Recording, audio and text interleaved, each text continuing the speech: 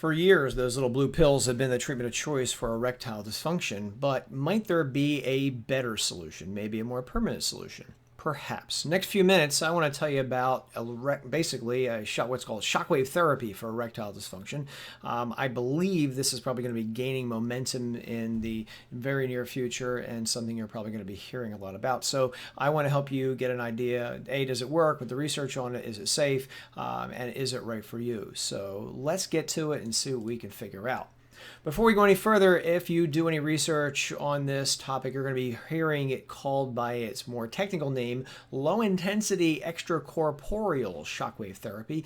Most people just call it shockwave therapy, but as you'll soon see in the research studies, they're calling it extracorporeal shockwave therapy. They're the same thing. Here is how researchers believe it works. All right. So when a doctor uses a specialized medical device, the doctor will apply low levels of sound wave shocks to the penile tissue, and this is going to cause microscopic traumas in the tissue of the penis. The body then responds to those microscopic traumas by increasing inflammation to help deal with that damage, and as well as increase the body's production of something called vascular endothelial growth factor. What does that do? It helps us grow blood vessels. So as you may recall, erectile dysfunction may be caused by blockages, plaque blockages in the blood vessels of the penis, and so by growing new blood vessels, you create a collateral circulation, if you will, to help blood get around the damaged areas to where it's got to get to. Another mechanism by which this may work is by increasing production of nitric oxide. Nitric oxide is a compound made in our blood vessels which relaxes the muscles of the blood vessels, which again in turn allows blood to get where it's got to get to. This can aid in the production of erections. All right. I think it's more complicated than that, but that is what has been proposed, but odds are there's probably more going on than basically these steps. Now, let's leave the mechanism alone and let's talk about the proof for shockwave therapy helping erectile dysfunction. From a historical standpoint, here is the original study from 2010, Can Low-Intensity Extracorporeal Shockwave Therapy Improve Erectile Dysfunction? A 6-month follow-up pilot study in men with organic erectile dysfunction. Organic means something was physically wrong downstairs. And essentially, they basically used 20 guys, and they all got the shock therapy for 6 months, and they noted, yeah, there is something going on. There is improvements in erection functioning, hardness, etc., and their blood vessels in the penile tissue had improvement in how they were functioning as well. Some of the men in the trial no longer needed Viagra and those other pills to work as well, and this effect seemed to last for up to 6 months after this study was over. Now, this is the very first study. It is a pilot study. One of the drawbacks to it is that there was no placebo group, etc. But this is the seminal study, no pun intended, for which all the other investigations came up afterwards. Now, instead of listing all the different studies out there, I just want to show you the major studies called meta-analyses. And these are studies of studies. Researchers look at a bunch of previous investigations to see if they can get the lay of the land, find out if there's any commonalities in the various investigations. So there have been some meta-analysis performed on shockwave therapy, and here they are.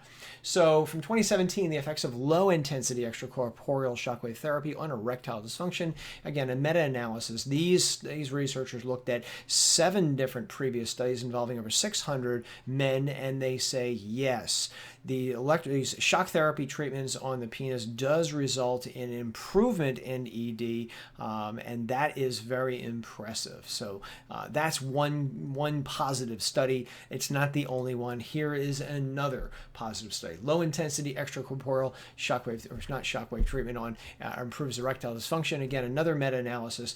Bigger study, 14 studies involving 833 people. They're saying, yes, there is an effect of helping ED, and this effect of getting these shockwaves on the penis may persist for up to 3 months after the study was over. Pretty interesting stuff. They also go on to say that it worked best in men with mild to moderate erectile dysfunction. That makes sense. The more damage there is, the more plaque in the arteries, then that may affect how well this works. And again, the more unhealthy a person is, also the more problematic this therapy might be. It may not work as well. But again, another positive investigation. And here we have yet another one: the effect of low-intensity extracorporeal shockwave therapy on treatment of erectile dysfunction. Again, another meta-analysis. This one looking at 522 men who took part in 7 previous randomized controlled clinical studies, and they find, yes, there is a significant improvement in erectile dysfunction. They go on to say that both moderate and severe ED was also benefited by these therapies, but I would still point out that I think the benefit would be best in mild to moderate. I think severe, it's possible, but I think it's less likely in more severe. But again, severity it depends on how severe is the severity of the ED. But again, it's something for a doctor to take a look at. Now, is there any downside to this? Any bad studies out there? Well, kind of, sort of. I know here we've got another investigation: low intensity shockwave therapy for ED.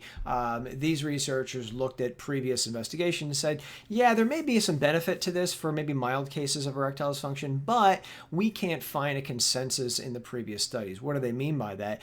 The treatments were all over the place. Do you get 3 treatments a week, 4 treatments a week? Do you get 12 treatments total, 16 treatments total? It's hard to say. So there's no standardization in the number of treatments and the frequency of treatments that a man would get. That can be a problem with interpreting the results, and that's what they're getting at here. They do say there does appear to be some effect, a positive effect on ED, but until we figure out the best treatment method, it's kind of hard to figure out what's the best treatment plan if a man is looking to get this. And I think it's important that we realize that, because depending on what doctor you go to, you may have different protocols in place. All right. Now, if you're going to think about this for yourself, here are my pros and cons after looking at the research, what I think you should be thinking about. Multiple studies show something is definitely going on. It does appear to be helping erectile dysfunction in some men.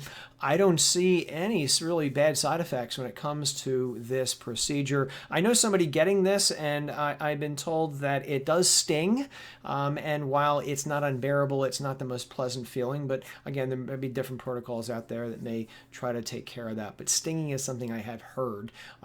Doesn't take too long to get this treatment. You're basically in and out of the doctor's office in 10-20 minutes, so it doesn't take a whole lot of time out of your day. You can go back to work if you have to. No hospitalization required. It's an in-office procedure.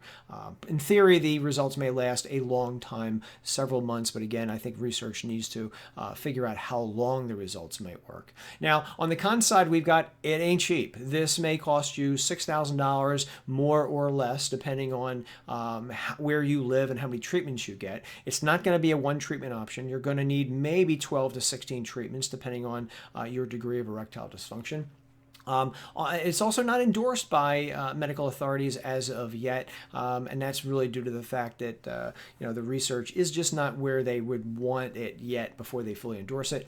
And again, ED is complicated, and so while it does appear to be working for a number of men in the research, it may not work for everybody, and that's something to keep in the back of your mind. This is, despite what you may see online, this may not work for everybody.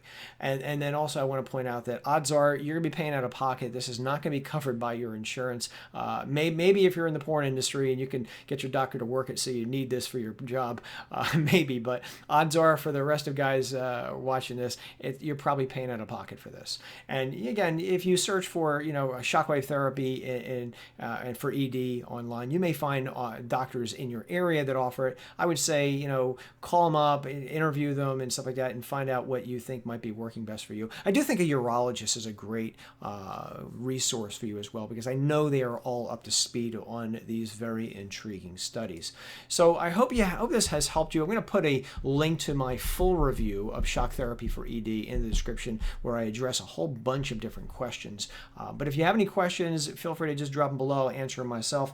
And I do hope this helped men, because I know I've gotten questions on it and I know people are asking about it. Until next time, guys, I'm Joe Cannon. Have yourself a fantastic day. Take care. Bye-bye.